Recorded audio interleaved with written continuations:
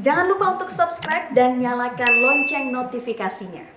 Pemirsa, pemerintah Indonesia memang resmi mengumumkan bahwa tidak akan mengirim jemaah haji untuk tahun ini. Meski demikian, pemerintah pun memperbolehkan jika ada calon jemaah haji yang akan menarik tabungan haji, namun dengan sejumlah persyaratan. Dan berikut kami paparkan sejumlah data yang telah kami rangkum mengenai pembatalan ibadah haji tahun ini oleh pemerintah Republik Indonesia. Yang pertama, kita simak bersama bahwa memang meskipun Kerajaan Arab Saudi, pemirsa, sebelumnya sempat menyatakan telah menyediakan kuota 60.000 kuota haji, namun di mana 45.000 diantaranya dijanjikan untuk negara non-kerajaan Arab Saudi.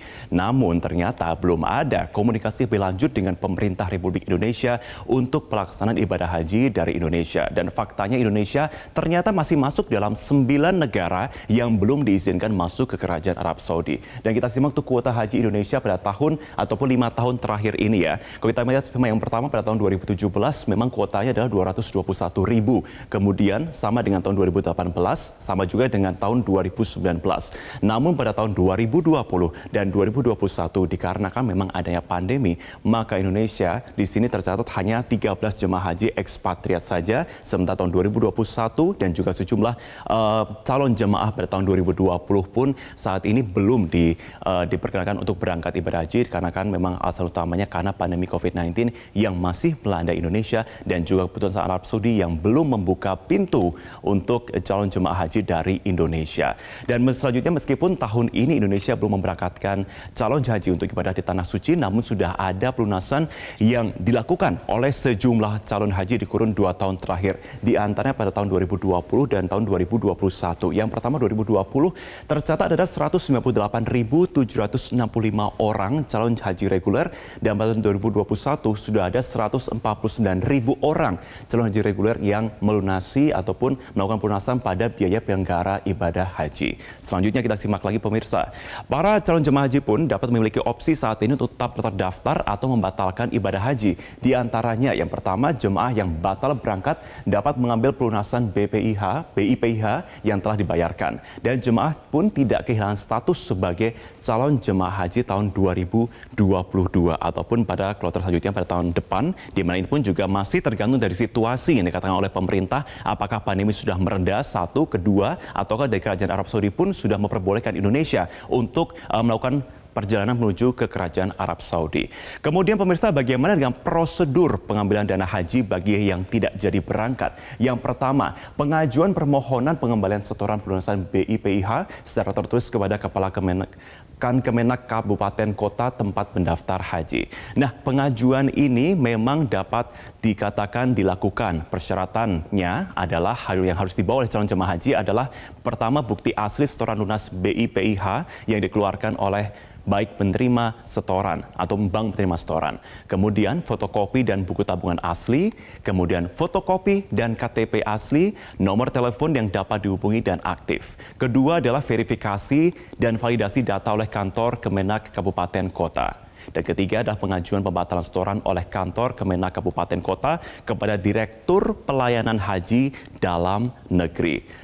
Kemudian persyaratan ataupun prosedur selanjutnya, kita simak untuk selanjutnya di sini adalah mengenai konfirmasi pembatalan setoran oleh Direktur Pelayanan Haji Dalam Negeri pada aplikasi Siskohat. Sekali lagi ya, untuk aplikasi Siskohat. Kemudian permohonan pengembalian setoran pelunasan BIPIH oleh Direktur Pelayanan Haji Dalam Negeri kepada Badan Pengelola Keuangan Haji BPKH. Dan kemudian transfer dana pengembalian setoran lunas BIPIH ke rekening jemaah haji dan melakukan konfirmasi transfer pengembalian setoran pelunasan pada aplikasi Siskohat. Dan pemirsa, itu tadi adalah sejumlah prosedur dan juga persyaratan serta beberapa fakta yang sudah kami kumpulkan untuk Anda. Kemudian kita akan membahas lebih lanjut mengenai bagaimana kemudian terkait dana haji. Kita sudah terhubung bersama dengan Kepala Badan Pengelola Keuangan Haji Anggito Abimanyu melalui sambungan Zoom saat ini. Assalamualaikum, selamat pagi Pak Anggito. Waalaikumsalam, selamat pagi. Terima kasih Mas Arvin. Iya, Pak Anggito, kembali untuk komunikasi kepada warga saat ini ya. Kita masih banyak yang masih bertanya-tanya Pak. Bagaimana sebenarnya status dana jemaah haji yang telah dilunasi atau telah melunasi BIPIH?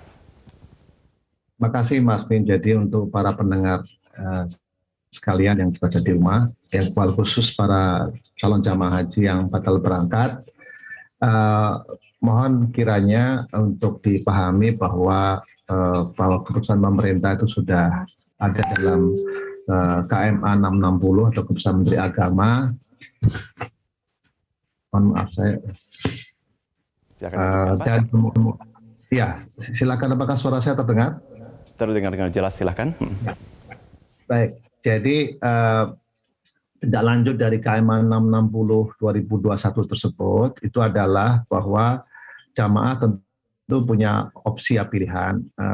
Setoran lunasnya itu akan berada di BPKH atau di bank-bank syariah ataupun diambil untuk pelunasan. Meskipun demikian, kami sebagai BPKH dan tentu kepada para calon jamaah yang batal berangkat menghimbau untuk tetap menempatkan dana tersebut di bank-bank syariah atau di atau di BPKH gitu ya. Dan terhadap dana tersebut seperti tahun 2020 mungkin para jamaah bisa melihat saldonya berapa itu di va.bpkh.go.id, lalu dimasukkan nomor porsinya, bisa melihat berapa jumlah dana yang sudah di-store tersebut dan berapa nilai manfaat yang dibagikan. Tahun lalu kami membagikan 1,7 juta per jamaah dan itu bisa dilihat di nomor rekening virtual account tersebut. Jadi itu adalah opsi yang menarik sebetulnya, meskipun ini saya tahu ada kebutuhan-kebutuhan yang harus dilakukan oleh para jamaah. Namun demikian, apabila jamaah itu dengan ikhlas, dengan kebesaran hati untuk tidak menarik, maka tentu nilai manfaat itu akan kami berikan dan jamaah yang tersebut akan menjadi prioritas untuk jamaah tahun 2022. Namun kalau memang ada kebutuhan-kebutuhan yang mendesak, ya tadi Bung Arvin sudah mengatakan prosedurnya seperti apa. Namun kami yakinkan bahwa uang jamaah haji tersebut aman.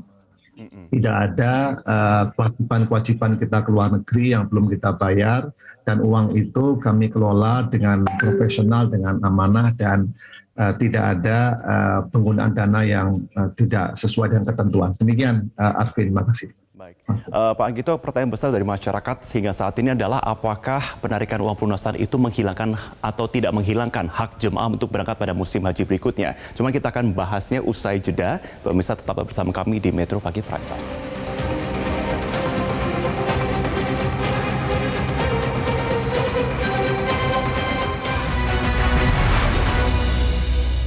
Anda kembali bersama kami di Metro Pagi Prime Time. Pemirsa, kami lanjutkan perbincangan bersama dengan Bapak Anggito Abimanyu. Pak Anggito, pertanyaan saya sebelum jeda adalah bagaimana kemudian BPKH menjamin keamanan uang yang tentunya sudah saat ini distorkan ataupun berada di BPKH, dan sebenarnya bagaimana nilai manfaat yang bisa didapatkan bagi para calon jemaah haji ini?